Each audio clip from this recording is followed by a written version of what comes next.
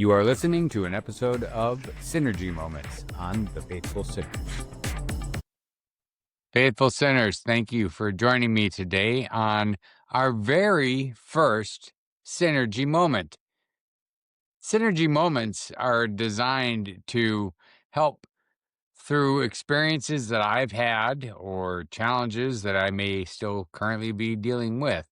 Uh, Sharing what I've experienced, the insights behind it, to hopefully help somebody else out there in our community, because that's what Faithful Sinners is all about. We're really designed to share and inspire and navigate.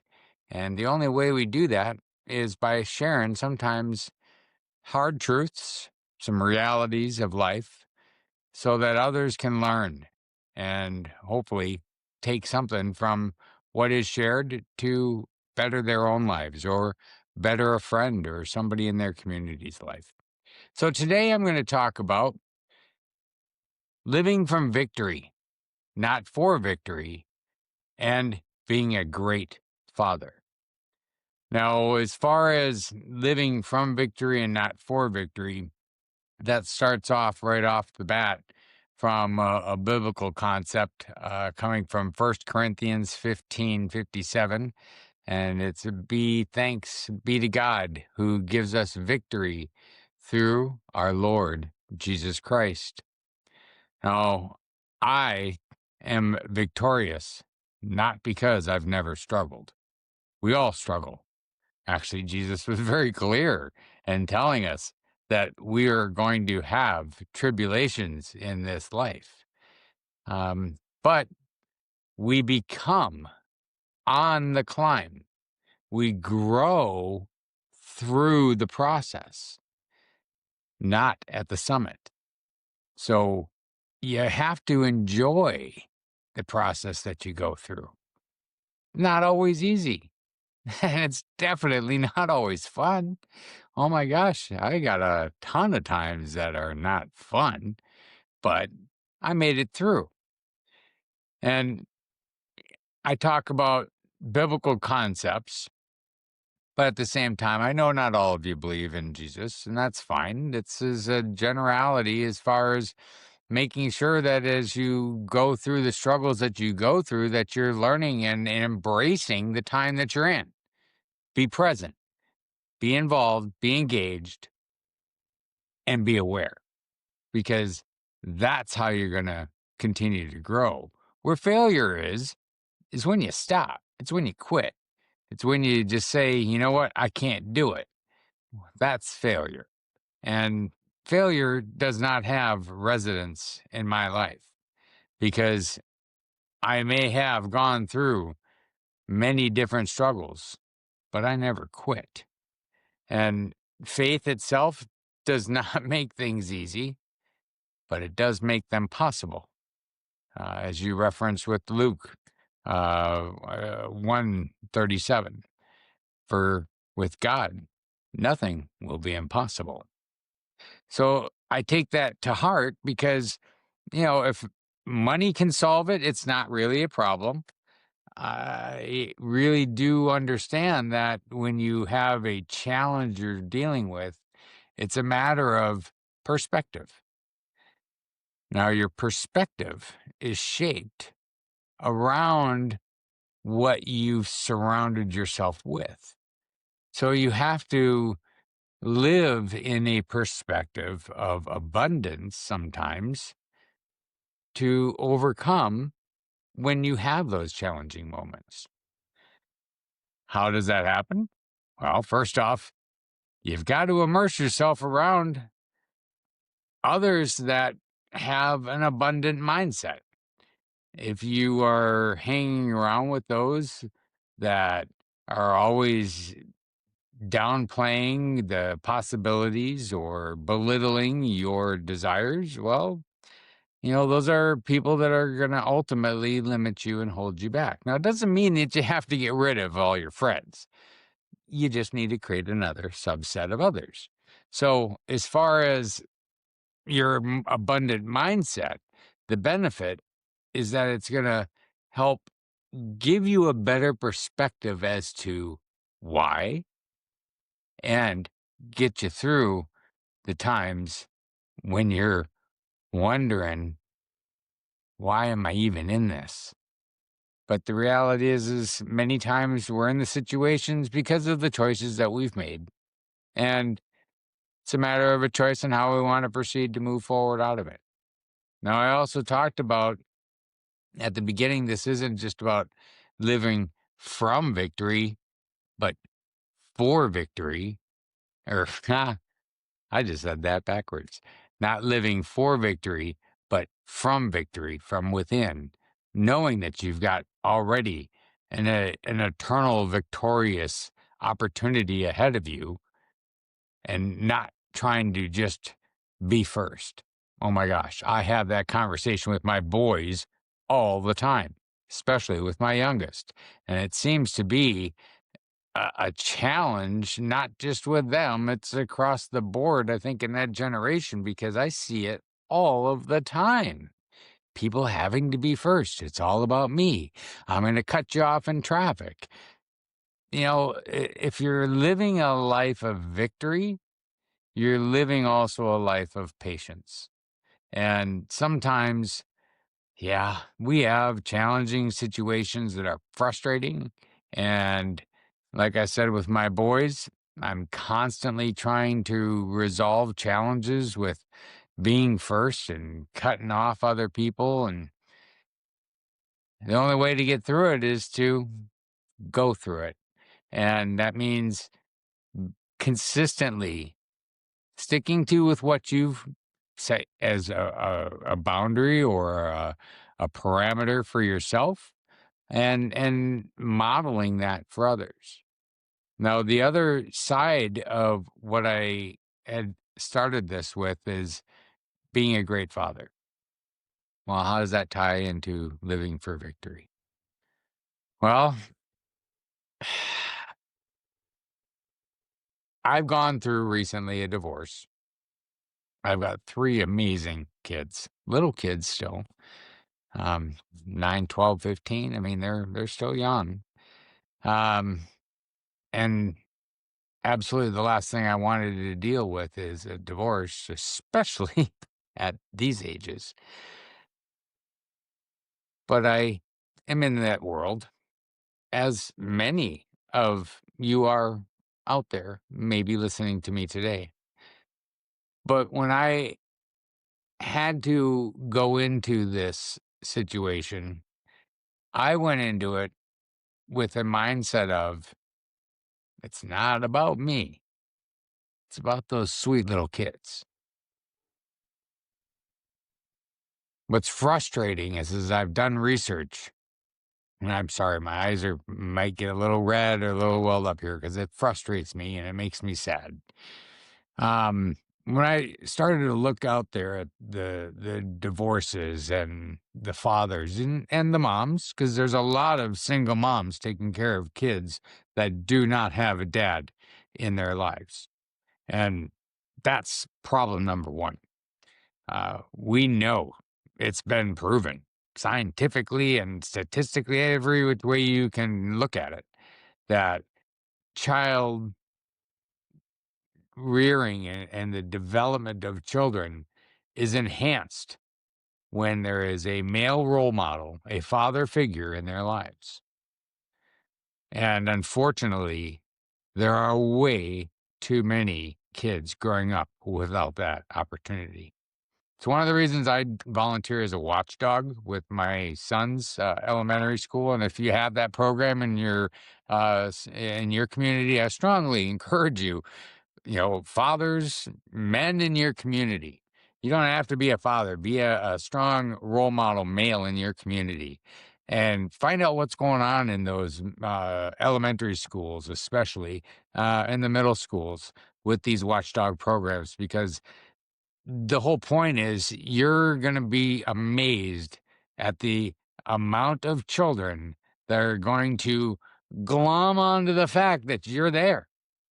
And if you engage and actually show interest and get involved, they'll never forget you. I get blown away with some of the kids from years ago. So, watchdog programs, if you've got them in your community, definitely check them out. But what gets me the most about all of this is that 1 in 5 fathers lose contact with their kids when they get divorced. These are your kids. How do you lose contact? 129,000 fathers, according to fathersmatter.org, do not have any contact with their children.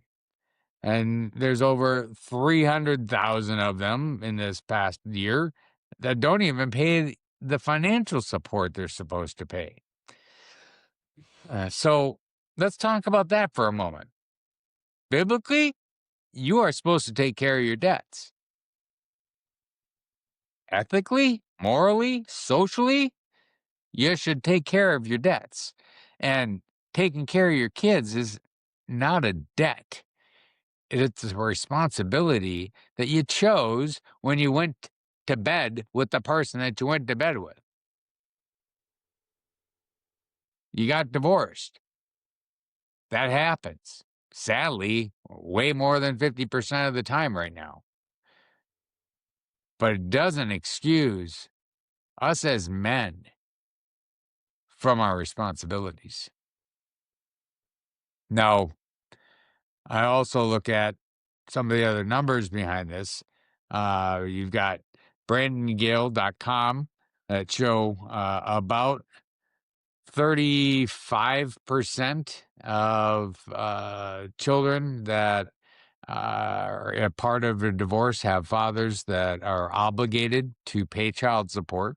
That kind of surprised me. That seems kind of low. Only 35% are actually required to pay child support. But the other part that was a little interesting is that 28% don't pay it. They just simply don't pay it. Personal perspective, when I had to go through this process, the very day that I left the house, and literally only 4 miles away, the day that I left, I made sure financially my commitments were squared away. And every single month since that point, I have taken care of that responsibility. And guess what? There is no court order. There's never been a court order. We're probably not even getting that for another few more months. But I still pay it. Because you know what? Who's going to suffer? My kids. It's not about what goes to my ex-wife. Even though that's a frustration point in of itself, as many of you probably would understand. But that money's there for those children. So I make sure I, from day one, stood by my commitments. Now, when you look at the fathers that don't pay, some may say, oh, well, it's just this group or just that group. Well, here's the reality. 41% of them are from the Caucasian or white community. 40% are from 41% are from the Black or African American community. 40% are from the Caucasian or white community. And 14% are from the Hispanic community. So it kind of spreads across. Outside of that, Hispanic community. That's a pretty dramatic difference. What I've learned, because I sold life insurance across this country, the great country of the United States of America that we happen to be a part of. Thank you, Jesus, for putting me here, because I could have been put anywhere else in this planet. Thank goodness I was landed here. But when I look at after all the interactions and families I've met with and and situations I've dealt with, because I've sold insurance in high-end communities, very high-end communities, and I've also sold them in Watts and Compton, Inglewood, Hawthorne. I sold them in the Bronx and up there in Harlem. I was very involved in our inner city communities, and it's because they need help no different than anybody else. And they are no different than anybody else. That bothers me, because I did not get challenged and forced with problems being in these communities as a white guy running around in a suit, literally carrying a briefcase, 8, 9, 10, 11, 12 o'clock at night in some of these communities, because I was working with shift workers. But I didn't get bothered because I didn't have an attitude. I respected people as people. That's what we're supposed to do.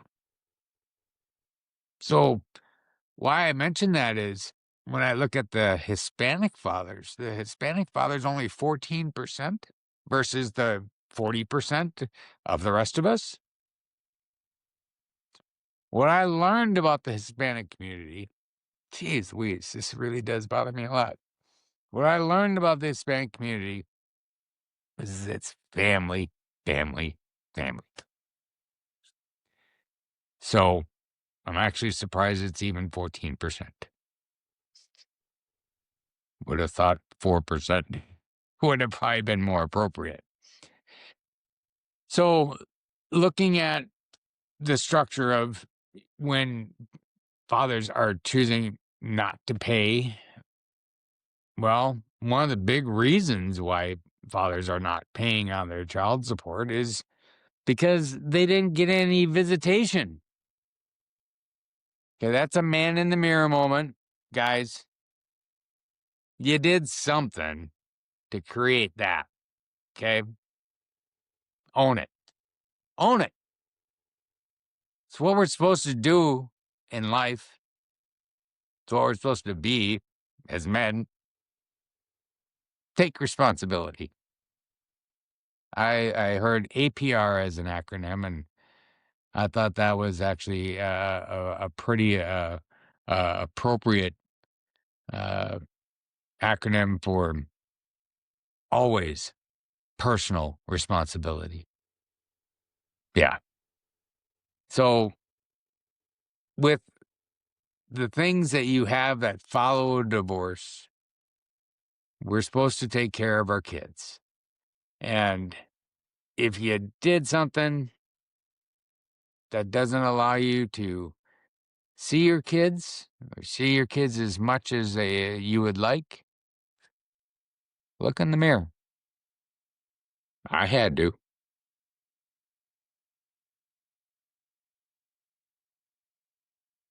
And what I did wasn't happy, but I worked at it and I fixed it. And my kids actually referenced it without prompting or any kind of influence of any nature. They actually brought it to my attention that they see a difference, and that blew my mind away. But that's because it was important to me. Important to me to be the right model for my kids. Pat, I hope, guys, those of you that are out there in this situation that aren't doing the right thing, look in the mirror. Look in the mirror. Tomorrow's a new day. Yesterday's way gone. Nothing you can do about it. But what you do tomorrow is a choice. Now, what I have also seen is that there are 6 main reasons fathers abandon their kids following a divorce. One is the feeling of loss. Oh, yeah, massive loss. It hurts a lot, but you embrace the times that you get, and you don't dwell on those that you don't. There's also shame or discomfort. That's number 2.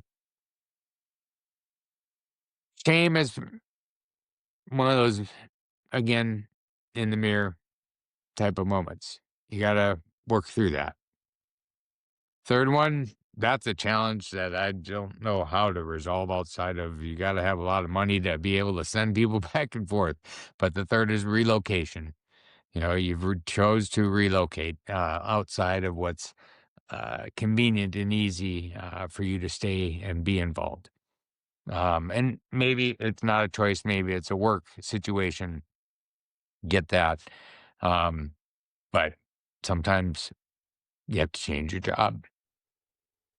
You know, I've done lots of different things to make sure that I was able to manage the things and be involved. Found a place literally right around the corner, not to be on top of and involved and irritate my ex-wife. No, that was not the point. The point was to be accessible and available and can help out as needed for my kids and not make it something I can use as an excuse, as a burden, or a reason why I can't. I'm here. I have total availability to do what's needed for my kids. I hope that you do the same. Fourth one is they don't want anything to do with their ex-wives. Oh my gosh. Hmm. I can understand it, but they are a part of what built that kid. So you don't have much choice. Um, they're going to be a part of it. So you have to figure out where it is you're going to allow yourself to just move forward, be the better person, be the stronger person. I look at it as be better, not bitter. 'Cause, oh my gosh, there's a lot I could be bitter about right now. Hmm. But I'm not holding any of that in front of me. Those things sit over there on the floor. They're there, but they're not influencing my decisions.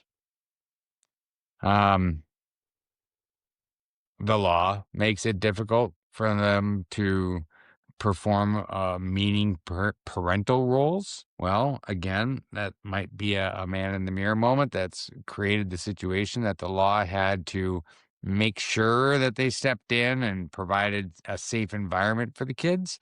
But it doesn't mean that you can't grow through that and grow beyond it, especially as these kids become adults, because they are going to be adults. And at the ages of 18 and beyond, that relationship with you, that relationship my kids have with me, that's a choice. Hmm. Do you want your kids to choose to be involved with you? Those are things that are impacted by the things that you're doing now. And the last one on here is they define their parental role in economic terms. So that one, my gosh, it's not about the money, guys. Can't even tell you how screwed up my situation is right now. I've been paying more than I could manage because I felt that that's what was necessary. But after finally getting some counseling, I've got it to what's more realistic. But at the same time, I've been given no literally zero consideration from the other side of this coin since day one. It's all about what can be given, and not what can be worked collectively for the betterment of the children. That's just the way things go sometimes. So, as far as you gentlemen out there that are going through this process of divorce, please don't be a deadbeat dad. Oh my gosh. I I think I say that a little too often. Um this is going to be something that is kind of unique. Back in the late 90s when President Clinton was in office, there was a real strong press that was happening at the federal level to go after deadbeat dads, throw deadbeat dads in jail. And oh my, they it was happening all the time. Um, why that was a concern for me wasn't because I wasn't doing what I was supposed to be doing. I actually found out that paperwork was never properly processed following my divorce at the age of 19. My dad was completely right. Don't do it. Don't do it. Don't do it. But stupid me. Yep, I did it. Um, Way too young for that situation, especially being in the military, marrying somebody else who's at that age and leaving home and all the things that they've known and grabbing hold of security at the age of 19 in a marriage. Yeah, that was not smart. But what I found from that, because we did have a child that was dramatically affected by all of the chemical warfare garbage that happened back in Iraq back in '91 during Desert Storm and all of that. Um, but it wasn't until several years later I found out that I was being called a deadbeat dad. Uh, There were arrangements and everything being made that were taken care of through the divorce proceedings, and that wasn't a responsibility that I had on my shoulders. And it just happened to be paperwork didn't cross the street from the courthouse to where it needed to be filed. Ironically, I found out about this when I was living in California, and my divorce proceedings occurred in Maryland. So by the graces, I can't tell you, this is amazing because it was months of phone calls, phone calls, and phone calls. Because I'm trying to run an insurance agency out there in California and deal with a legal case out on the East Coast. And I didn't have a lot of money to be flying back and forth to do it. But I was so blessed that I had a young lady who listened and actually took the time to hear my story. And that's an important piece, all of you. Hear people's story, hear what they got to say. Take a chance with the person that you're sitting next to on the bus or on the train or in an elevator and learn a little bit. But this young lady, she learned, she heard what was the situation, she pulled the files, she saw the situation, and she took it upon herself to, on her lunch break, literally take my document and walk it across the street and get it properly filed where the court should have done it from day one, and everything went away.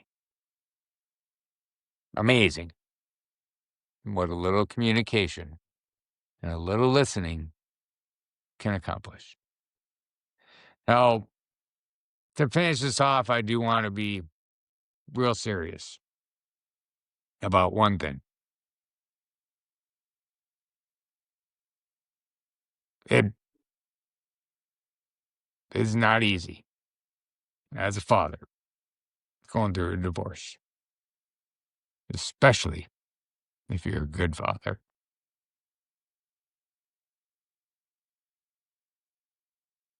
But it concerns me that divorced dads are 8 times more likely to kill themselves.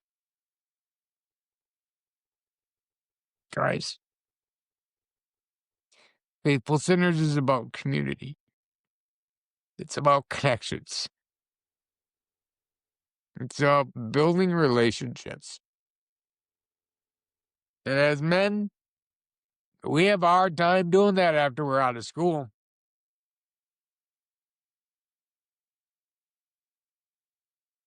Don't be that statistic. Talk to people. Be involved. You're loved. I love that you're here. And I really, really know that all of us have opportunities to take those sinful moments, those bad situations, and turn them around. Do that. But don't do it for you, do it for your kids. Because they deserve it. And you will win because of it. Thank you for being here. Thank you for listening. Share this so we can all sin better together. Thank you for listening to this episode of Synergy Moments. Make sure to follow us and like us on your favorite social media and podcast station, and check us out at faithfulsinners.com.